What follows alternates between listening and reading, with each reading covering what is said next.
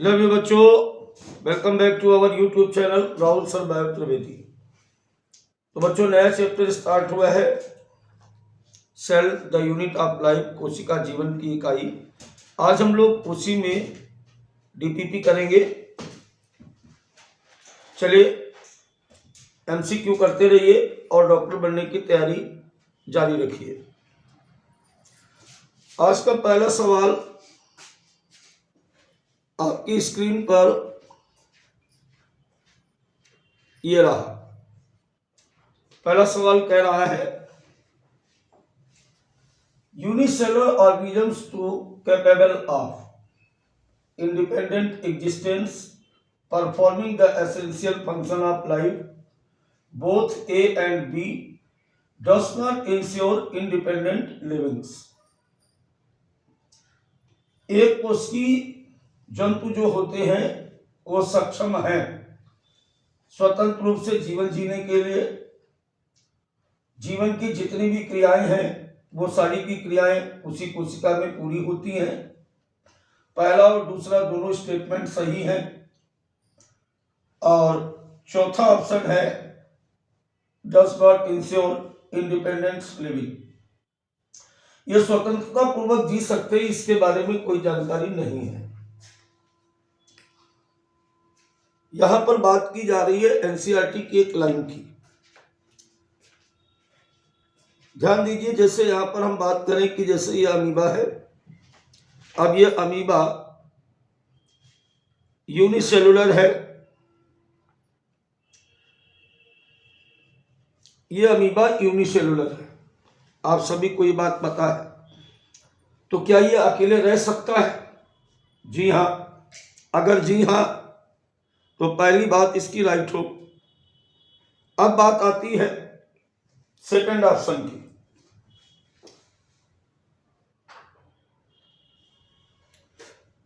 Second option कह रहा performing the essential function of life.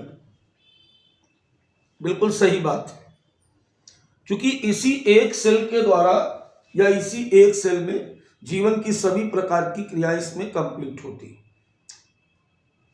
तो इस तरीके से अगर देखें तो यहां पर जो सी ऑप्शन है वो बिल्कुल सही जा रहा है बच्चों, कि दोनों बातें इसकी सही हैं। ये इंडिपेंडेंट एग्जिस्टेंस भी कर सकते हैं और जीवन की सभी प्रकार की क्रियाएं इनकी एक कोशिका में कंप्लीट होती है। इजी क्वेश्चन, बिल्कुल एनसीईआरटी लाइन टू लाइन था। चलिए बात करते हैं सेकंड क्वेश्चन की। A thin outer layer of cell studied by Theodore Swan is nowadays known as। Hindi समझ लो। थियोडोर स्वान ने कोशिका के बाहर एक पतली झिल्ली को देखा। वो क्या थी? प्लाज्मा मेम्ब्रेन यानी कोशिका कला, सेल वॉल या कोशिका भित्ति, ग्लाइकोकाइलेक्स या मिडिल लैमेला। देखो यहां पर एक बात समझो, स्लाइडन और स्वान ने जो बात की,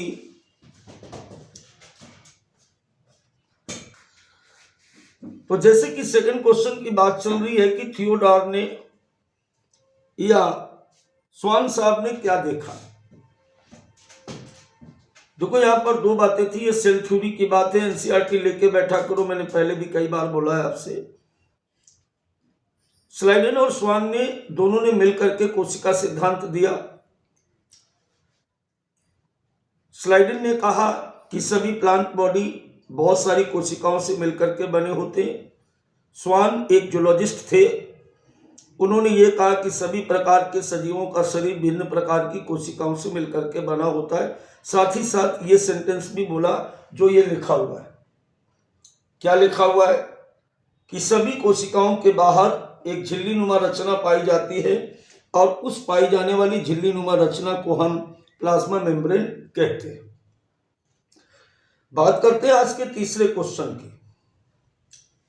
तीसरा क्वेश्चन है, based on study of Theodore Schwann what is the unique character of plant cells. NCERT की ठीक उसी के आगे वाली लाइन है। पहली बात इन्होंने बताई, तीन बातें इन्होंने की पहली बात क्या बताई? पहली बात इन्होंने ये बताई नंबर 1 पर कि सभी जंतु कोशिकाएं या जंतुओं का शरीर भिन्न प्रकार की कोशिकाओं से बना होता है। दूसरी बात क्या बताई कि सभी जंतु कोशिकाओं के बाहर एक झिल्ली पाई जाती जिसे जीवकला झिल्ली या प्लाज्मा मेम्ब्रेन कहते हैं। और तीसरी बात इन्होंने ये बताई कि कोशिका भित्ति का पाया जाना पादप कोशिकाओं का विशिष्ट लक्षण है। यानी इसका सही आंसर बेटा होगा cell wall is the unique character of plant cells. बात करते हैं आज के चौथे सवाल की। Which of the following is not incorrect? Not incorrect की बात कर रहा है, मतलब सही पूछ रहा है। इनमें से कौन सा सेंटेंस सही है? या नॉट इनकरेक्ट का मतलब बात समझ गए? नॉट इनकरेक्ट का क्या मतलब हुआ? इनमें से कौन सा सही है? पहला point, mycoplasma is the smallest cell जिसका कि व्यास 0.3 मिली माइक्रोन होता है। देखो एनएमसी भी कहता है, एनटीए भी कहता है कि लाइन टू लाइन एनसीईआरटी पढ़ो, और अगर line to line NCERT YouTube पे पढ़नी तो राहुल सर से पढ़ो। जी हाँ, एनटीए भी कहता है ये बात, हंसने की बात नहीं है। Mycoplasma is the smallest cell जिसका साइज 0.3 मिली माइक्रोन होता है। Bacteria could be 3 to 5 milli micron in length. Human RBC are about 7 mm in diameter.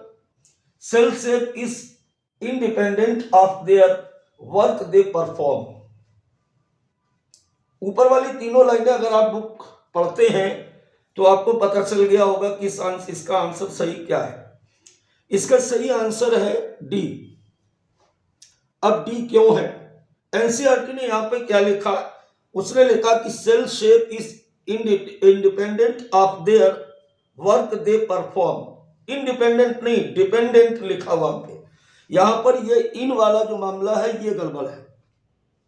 इसका मतलब क्या था कि किसी भी जंतु के या पौधे के शरीर में पाई जाने वाली कोशिकाओं का आकार उनके कार्य पर निर्भर करता है। इसने क्या कर दिया? इसने यहां पे लिख दिया कि निर्भर नहीं करता है। यही इसकी गड़बड़ थी। क्लियर हुआ? कल सारे लेक्चर जो इससे पहले वाला लेक्चर था यहां तक मैंने पढ़ाया था और उसी से रिलेटेड 8 सारे क्वेश्चन आपको कराए जा रहे हैं। चलिए इसके बाद आ जाइए, अब हम बात करते हैं क्वेश्चन नंबर 5 पे। What is the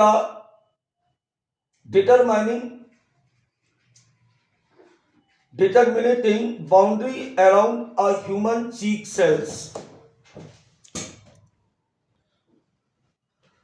What is determining boundary around a human cheek cells?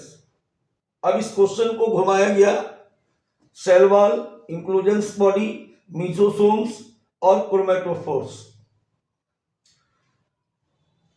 What is the delimiting boundary around human cheek cell? देखो यहां पर हमें क्वेश्चन में गड़बड़ लग रही, मैं उसको ठीक करता हूं। यहां पर पूछा ये जा रहा था, अभी पहले मैं इसको सही कर दूं फिर बताता हूं।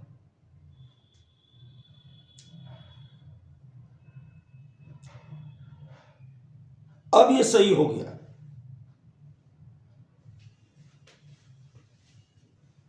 ह्यूमन चीक सेल मतलब जंतु कोशिका के बाहर कोई भी सेल पूछ रहा है, इसमें इसने ह्यूमन लगा दिया, इसका मतलब जंतु की बात कर रहा है। और जंतु की जब बात करेगा तो जंतु कोशिकाओं के बाहर प्लाज्मा मेम्ब्रेन पाई जाती है। क्योंकि प्लाज्मा मेम्ब्रेन की बच्चों अगर बात करें हम तो found in both prokaryotes and eukaryotes, दोनों में पाई जाती है। जबकि इन तीन की अगर बात करें, इंक्लूजन्स बॉडी, मीजोसोम्स और chromatophores is the characteristic feature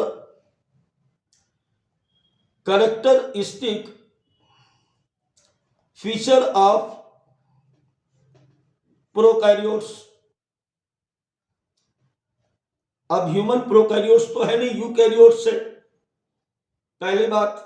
दूसरी बात यहां पर क्या है कि किसी भी जंतु कोशिका के बाहर पाई जाने वाली रचना प्लाज्मा मेम्ब्रेन ही होगी, क्योंकि ये सब सेल के अंदर पाए जाते हैं। दोनों तरीके से आप समझ लीजिए।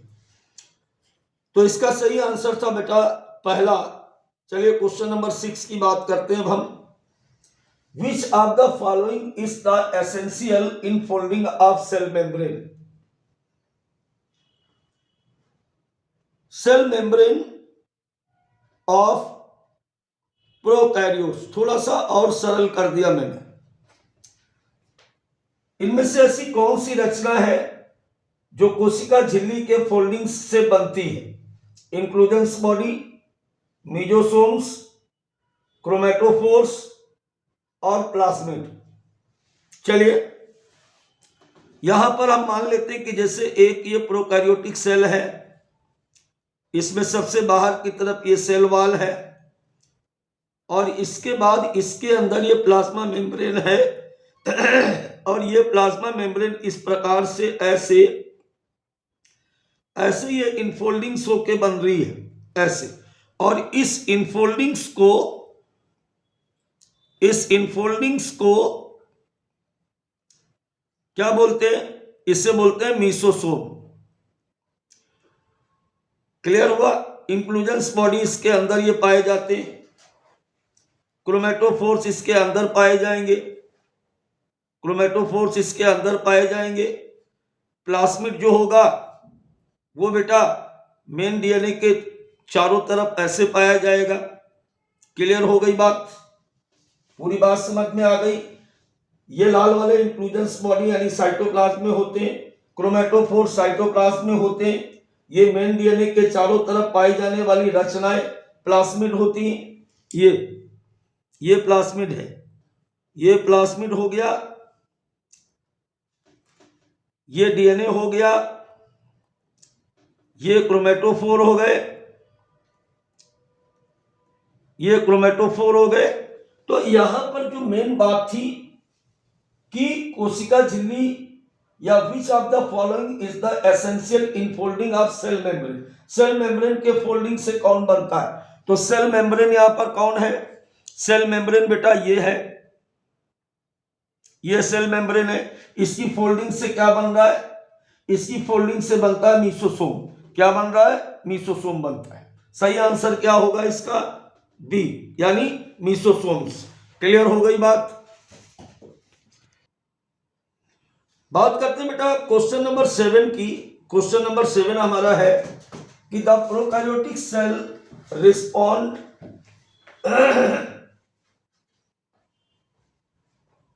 the prokaryotic cell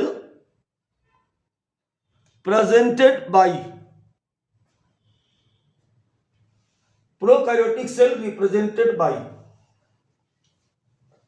bacteria, blue green algae, mycoplasma and PPLO, all of these। इनमें से किसके द्वारा हम प्रोकैरियोटिक कोशिका को पहचान सकते हैं या प्रोकैरियोटिक कोशिका के इनमें से कौन से एग्जाम्पल हैं? क्वेश्चन समझ लो। अब देखो बैक्टीरिया इसका एग्जाम्पल है। आंसर आया यस सर, बैक्टीरिया है।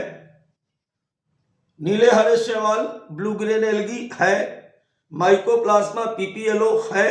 सही आंसर क्या आएगा इसका? 4। एनसीईआरटी ने लिखा है कि जीवाणु, नीले हरे शैवाल, माइकोप्लाज्मा या PPLO, pleuropneumonia like organisms is the best example of prokaryotic cells. Clear हो गई बात? चलिए बात करते हैं क्वेश्चन नंबर 8 की। क्वेश्चन नंबर 8 क्या कह रहा है? Which of the following related to prokaryotic cell. ये 4 सेंटेंस यहां पर है, इनमें से कौन सी लाइन प्रोकैरियोटिक कोशिका से संबंधित है? Have no well defined nucleus, इनमें वास्तविक केंद्रक नहीं पाया जाता अथवा पाए जाने वाले केंद्रक पर केंद्रक कला अनुपस्थित होती है। दूसरा, हैव बेसिकली नेक्ड जेनोमेटिक मटेरियल, इनका जो जीनिक पदार्थ होता है वो नग्न होता है, कोशिका द्रव्य में पड़ा रहता है। प्रेजेंस ऑफ प्लाज्मिड, प्रोकैरियोटिक कोशिकाओं में प्लाज्मिड पाए जाते हैं। ऑल ऑफ द अबव, सारी बातें सही है बेटा, बिल्कुल 100% सही है। अब कैसे सही है जरा आप देखिए बोर्ड पर। देखिए जैसे हम मान लेते हैं कि ये एक प्रोकैरियोटिक सेल है, इस तरीके से इसे वेल डिफाइंड न्यूक्लियस नहीं पाया जाता, तो यहां पर न्यूक्लियस की जगह पर ये आपका होता है सर्कुलर डीएनए पाया जाता है, और इस सर्कुलर डीएनए पर बाहर की तरफ कोई बाउंड्री नहीं होती है बेसिकली नेक्ड जेनोमेटिक मटेरियल। ये जो आप देख रहे हो ना, इसी को हम कहते हैं जीनोमेटिक मटेरियल। तो दूसरी बात भी सही हो गई। तीसरी बात, प्रेजेंस ऑफ प्लाज्मिड, इस मेन डीएनए के चारों तरफ इस प्रकार से डीएनए के छोटे छोटे पीसेस पाए जाते हैं। पाए जाने वाले इन पीसेस को बेटा हम कहते हैं प्लाज्मिड, और ये सारे के सारे कैरेक्टरिस्टिक फीचर केवल प्रोकैरियोटिक कोशिकाओं में ही पाए जाते हैं। यूकैरियोट्स में से इनमें से कोई भी कैरेक्टर नहीं पाया जाता है। क्लियर हो गई बात। चलिए बात करते हैं अब हम लोग क्वेश्चन नंबर 9 की। क्वेश्चन नंबर 9 कह रहा, विच of the following confirms certain unique phenotype characters to some bacteria? Chromosomal material, extra chromosomal material, mitochondrial DNA, genetic material present in chloroplast। देखो यहां पर आप क्वेश्चन समझने का प्रयास करें। क्वेश्चन कह रहा है कि which of the following confirm certain unique phenotype characters to some bacteria. इनमें से कौन सा ऐसा कैरेक्टर है जो निश्चित प्रकार के फिनोटाइप लक्षणों को जीवाणुओं में प्रदर्शित करता है। एनसीईआरटी अगर आपने पढ़ी होगी तो उसके में लिखा हुआ है, क्या लिखा हुआ है कि प्लाज्मिड जो होते हैं, ध्यान दीजिए क्या लिखा हुआ है। प्लाज्मिड के बारे में लिखा हुआ है कि प्लाज्मिड के बारे में एक बात ध्यान दीजिए, प्लाज्मिड के बारे में क्या लिखा हुआ है। एक तो यह लिखा हुआ है कि प्रोवाइडेड रेजिस्टेंस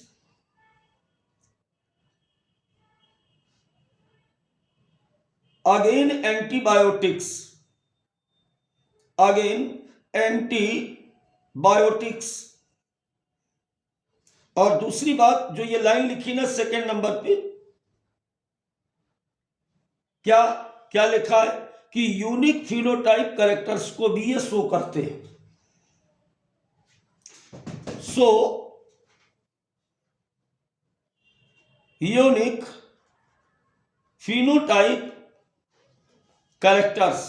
अब आप सोच रहे होंगे कि सर इसका सेकंड आंसर आप कैसे बता रहे हो।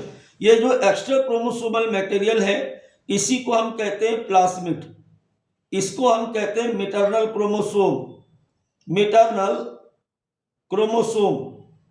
इसी को बेटा हम कहते हैं नॉन मेंडेलियन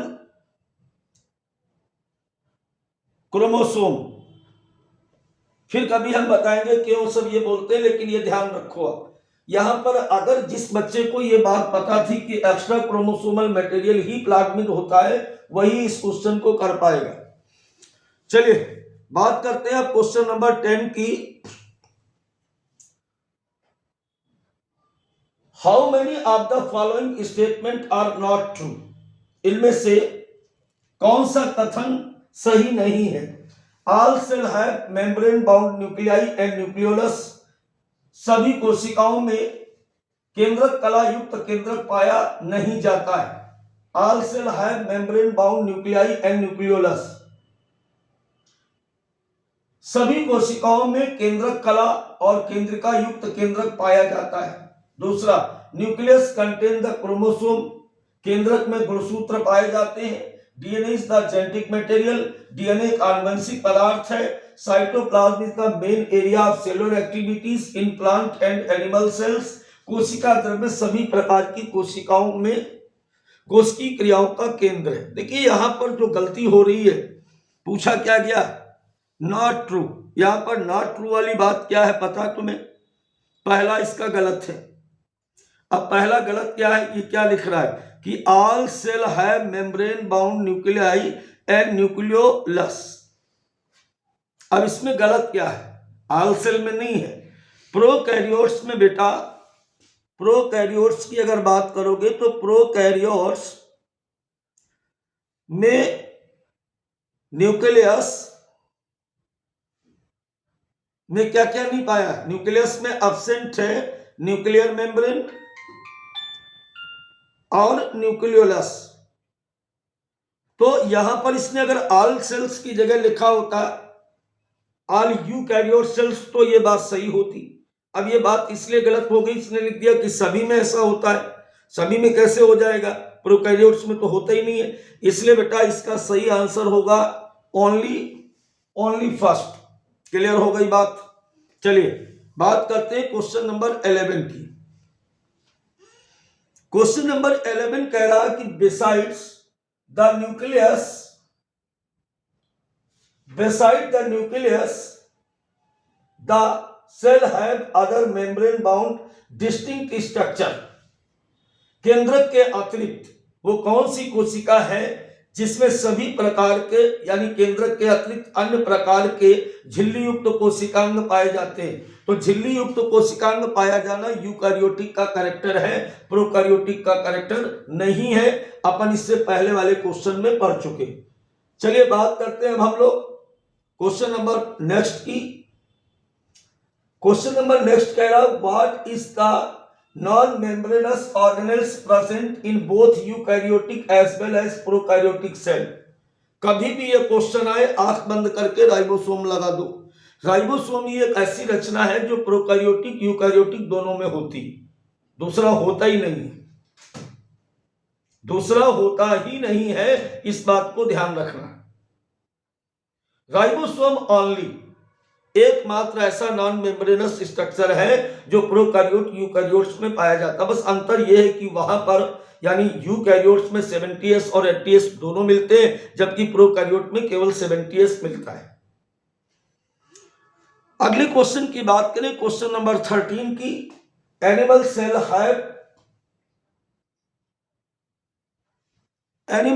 हैव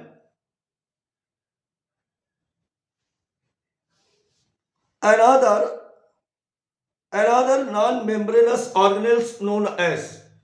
जंतु कोशिकाओं में ऐसी कौन सी रचना है, अनदर का मतलब राइबोसोम के अतिरिक्त ऐसी कौन सी रचना है जिसमें बाउंड्री नहीं होती है या मेम्ब्रेन नहीं होती। ध्यान रखना दो ही चीजें मैंने आपको पढ़ाई थी, राइबोसोम और सेंट्रोसोम। राइबोसोम और सेंट्रोसोम जहां पर बाउंड्री नहीं होती, यही तो बताया था। तो राइबोसोम यहां पर ऑप्शन नहीं है, और राइबोसोम जंतु और पादप कोशिका से मतलब नहीं है। सेंट्रोसोम केवल एनिमल सेल्स में पाए जाते हैं, आंसर सही। चलिए बात करें क्वेश्चन नंबर 14 की।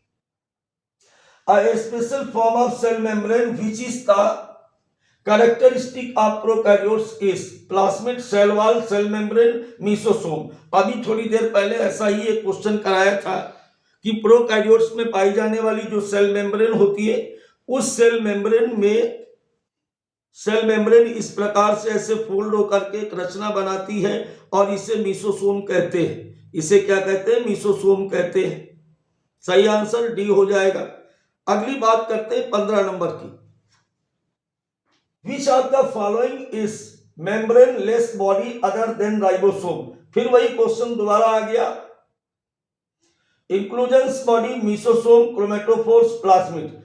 ये क्वेश्चन कुछ थोड़ा सा तुम्हें नया लगेगा और इसका सही आंसर इंक्लूजन्स बॉडी है। आप एनसीईआरटी बुक को देखेंगे पता चल जाएगा कि प्रोकैरियोटिक कोशिकाओं में उसके कोशिका द्रव्य में कुछ विशिष्ट प्रकार की रचनाएं पाई जाती हैं। उन रचनाओं को इंक्लूजन्स बॉडी कहा जाता है और वो भी मेम्ब्रेनलेस होती है।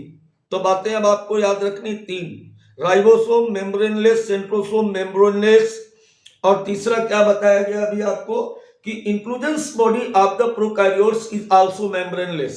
I think my point is clear now. So the right answer of this question is A. बात करते हैं क्वेश्चन नंबर 16 की. Which of the following is the essential in foldings of cell membrane? शायद question repeat हो गया है बेटा. सही आंसर मीसोसोम्स. क्वेश्चन नंबर 17 की बात करें. Which of the following is not a surface structure of bacterial cell? इस क्वेश्चन को ध्यान से देखिएगा. देखिए यहां पर आपको बताया गया था कि जैसे ये कोई बैक्टीरियल सेल है, इस तरीके से ये कोई बैक्टीरियल सेल है, ऐसे ऐसे. तो इस पर ये जो ट्यूब लाइक स्ट्रक्चर पाए जाते हैं इनको हम कहते हैं पिली. पिली कहते हैं. ये जितनी भी रचनाएं यहाँ पे पाई जाती इनको हम पिली कहते हैं. इस तरीके से इनको पिली कहा जाता है. ये पिली होते हैं ऐसे, इसका पिली. दूसरा सरफेस स्ट्रक्चर जो होता है वो इस तरीके से बैक्टीरियल सेल्स के ऊपर इस तरीके से ऐसे फिम्बरी, मतलब hair like, tiny hair like structure होते हैं. इनको हम कहते हैं फिम्बरी. इनको क्या बोला जाता है? फिम्बरी. और अगर बैक्टीरिया प्रचलनशीलता को प्रदर्शित करता है तो उसमें इस तरीके से ऐसे ये पाए जाते हैं flagella.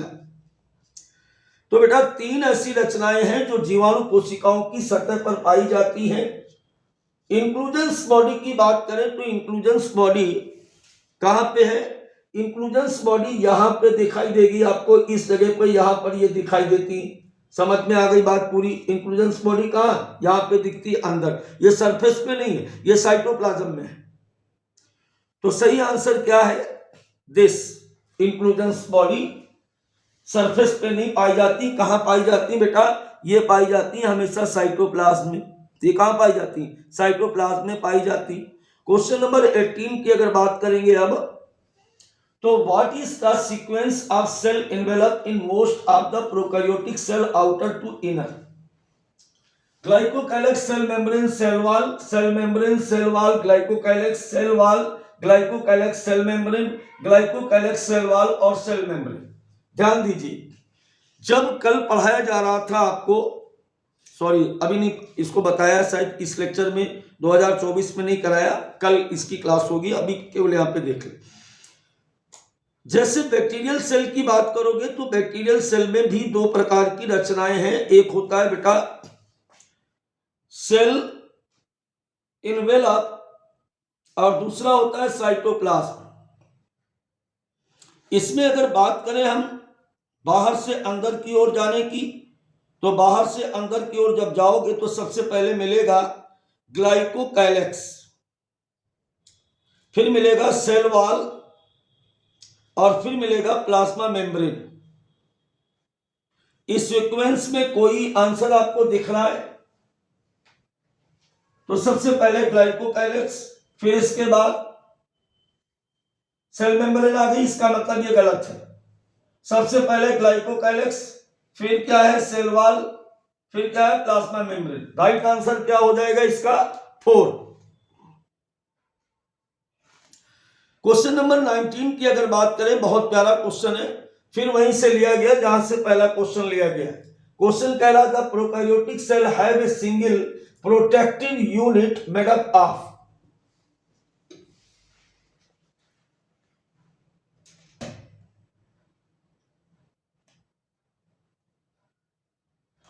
Protective unit made up of.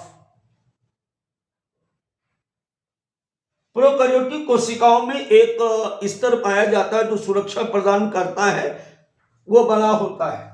ग्लाइकोकाइलेक्स, cellulosic, cell wall, cell membrane. गलत, क्योंकि कभी भी जीवाणु कोशिकाओं में सेलुलोसिक सेल वॉल नहीं होती है, तो ये वाली बात गलत हो गई.